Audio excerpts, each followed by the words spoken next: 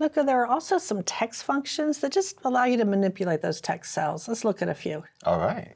Now in cell B1, we have a part number. I gotta tell you, a question that I get a lot is how to take cells like this and split it out or parse it into multiple pieces, because maybe in the middle, there's just a number that you need. We're gonna use the left, right, and mid functions to do that. So let's start with the left. Just start typing in equals left. These are very straightforward functions.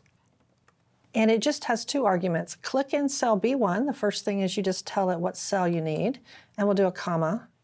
And then the next thing you tell it is how many characters you want from the left, because you're going to take the first so many characters. I want the PN that you see there in parentheses, so we're going to put in a 2 and enter. Well, that was easy. Let's try it with the right. Let's say I want the last two characters, which is 3, 7 in this example. So we're going to do exactly the same thing. We're going to put in the function for right and select cell B1, comma, and 2 for the characters that we're moving over from the right, and hit enter. And it worked. Exactly.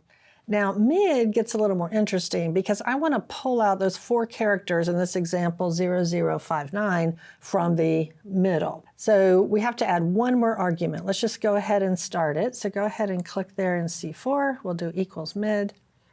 Once again, you'll just click in the cell that you want, type in a comma.